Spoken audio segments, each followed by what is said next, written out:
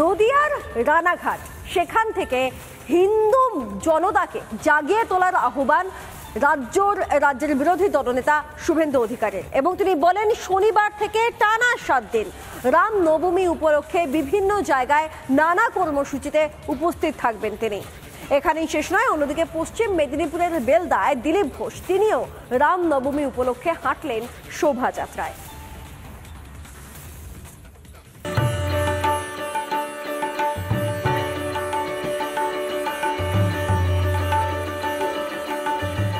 রামনবমীর সাজে সেজে উঠেছে বাংলা।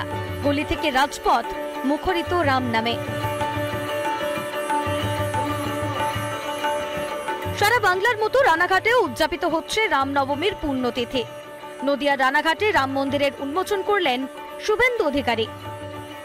হিন্দু শক্তিকে আরো ঐক্যবদ্ধ করার আহ্বান জানিয়ে বাংলাদেশের পরিস্থিতির কথা উল্লেখ করে সাবধান করলেন হিন্দু সম্প্রদায়ের মানুষকে। হিন্দু তার শক্তি দেখাবে, बांटेंगे तो काटेंगे, एक रहेंगे तो सेफ रहेंगे। ঐক্যবদ্ধ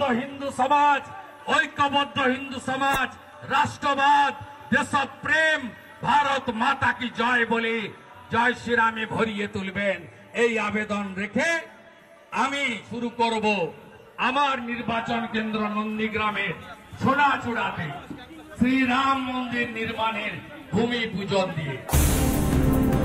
এদিন রাজ্য পুলিশকেও তুলোধনা করতে ছাড়েননি বিরোধী দলনেতা। কেন থানা থেকে লিখবেন 2000-এর বেশি মানুষ মিছিলে অংশগ্রহণ করবে না? এটা তো রাজনৈতিক কর্মসূচি নয়, এ তো হিন্দুদের উৎসব, আনন্দের উৎসব। তারা জয় শ্রীরামের ধ্বনি দেবেন।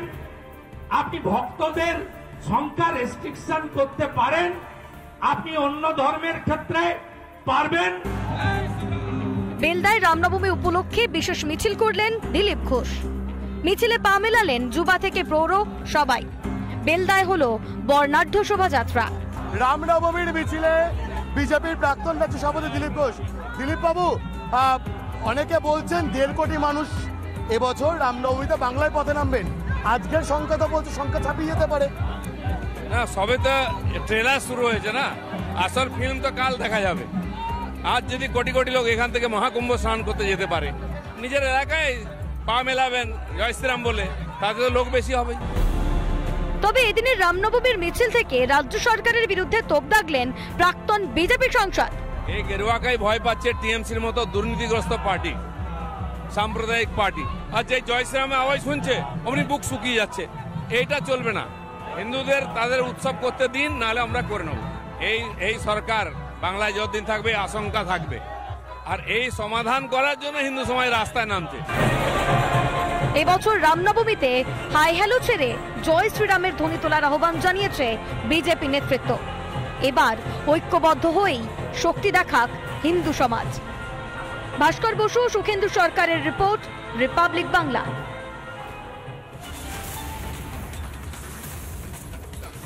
সিসি ক্যামেরা থেকে ড্রোন, 29 জন আইপিএস কে বিশেষ পোস্টিং, আত্মরক্ষার সাজে সজ্জিত এ রাজ্যের পুলিশ। রাম নবমী নিয়ে অতি সক্রিয়তা পুলিশের মধ্যে।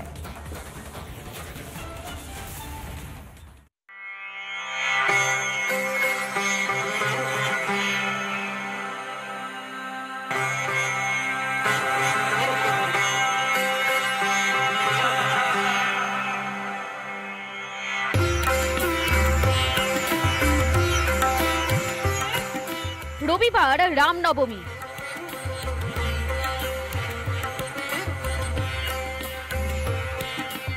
দিকে দিকে উৎসবের মেজাজ।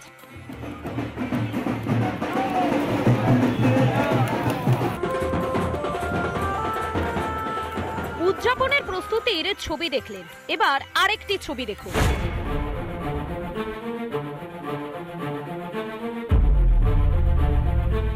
দেখলেন কিভাবে কার্যত রণসাজে সজ্জিত হয়ে টহলরত মমতার পুলিশ। কেন যুদ্ধ হবে নাকি? কি ভাবছেন ভোটের ডিউটি? আরে না না, ওসব কিছুই না। রবিবার যে রামনবমী, তারই নিরাপত্তায় যত আয়োজন। 10টি জায়গায় 29 জন আইপিএস অফিসার তারা কিন্তু ডিপ্লয়মেন্ট থাকবে তাদের, এবং তারই সঙ্গে রাজ্য পুলিশের 1600 বাহিনী মোতায়েন থাকবে এই মিছিলকে নিরাপত্তা দেওয়ার জন্য। কোনো লোকের কোনো রকম কোনো অসুবিধা না হয় এটা সবাইকে দেখতে হবে, 1 নম্বর। 2 নম্বর হচ্ছে মাননীয় হাইকোর্ট কলকাতা ওনারা অনেক ডাইরেকশন দিয়েছেন, এনিবডি হু ভায়োলেটস যদি ওটা না মানে তাহলে আইন হিসাবে ব্যবস্থা নেওয়া হবে। প্রচুর ফোর্স থাকবে, more than sufficient force will be there. ছোট বড় মিলিয়ে কলকাতার 50টিরও বেশি মিছিল বেরোবে। এর মধ্যে বড় মিছিল 6টি। একটি মিছিল শুরু হবে বাগবাজার ব্রিজের নিচ থেকে, তারপর কাশীপুর রোড, চিতপুর রোড, সিথির মোড় যাবে মিছিল। সেখান থেকে বিটি রোড, চিড়িয়া মোড় হয়ে শেষ হবে সর্বমঙ্গলা মন্দির। আরেকটি মিছিল রামলীলা ময়দান থেকে ট্যাংরা চীনাপাড়া পর্যন্ত যাবে। অন্য একটি মিছিল শিয়ালদা থেকে গোবিন্দ ফুটিক রোড এগোবে। এই মিছিলটি যাবে ট্যাংরা সংকটমোচন হনুমান মন্দির। বড়বাজার থেকে শুরু হবে আরও একটি মিছিল। সেই মিছিল Ganesh talkies, Kalakar street, MG road হয়ে এগোবে। তারপর স্ট্যান্ড রোড হয়ে যাবে ভূতনাথ মন্দিরে। তারপর একটি মিছিল শুরু হবে খিদিরপুর থেকে। Remount road crossing, Bhukailash road হয়ে মিছিল শেষ হবে বাবুবাজারে। পাশাপাশি 55 গ্রাম থেকেও একটি মিছিল শুরু হবে, যা মিশবে আরও একটি মিছিলে। সেই মিছিল বন্ডেল রোড, ধানকল মোড়, বেদিয়াডাঙ্গা হয়ে যাবে। প্রায় 2.5 কিলোমিটার পথ ঘুরে মিছিল যাবে কসবার কলোনি বাজার এলাকায়। কলকাতার এই 6টি বড় মিছিলের জন্য বিশেষ ব্যবস্থা থাকছে পুলিশের। থাকবেন 6 জন অ্যাডিশনাল সিপি পদমর্যাদার অফিসার, থাকবেন 6 জন জয়েন্ট সিপিও। ডেপুটি কমিশনারদেরও বিশেষ দায়িত্ব। শহর জুড়ে মোতায়েন থাকবে 6000 পুলিশ কর্মী, এর মধ্যে 2000 ট্রাফিক পুলিশ। বড় মিছিলগুলিতে চলবে ড্রোনের মাধ্যমে নজরদারি। ছোট মাঝারি মিছিলেও থাকবে পুলিশের এসকর্ট। এসকর্টে থাকা পুলিশ অফিসারদের বডি ক্যামেরাতেও নজরদারি। এছাড়াও টহল দেবে কিউআরটি, পিসিআর ভ্যান। এদিকে রবিবার বেলা 12টা থেকে মাঝরাত পর্যন্ত পণ্যবাহী গাড়ি চলাচল বন্ধ থাকবে শহরে। কলকাতার পাশাপাশি রাজ্যের নানান প্রান্তে বের হবে রামনবমীর মিছিল। এইসব মিছিল ঘিরে এবারে অতি সতর্ক রাজ্য প্রশাসন।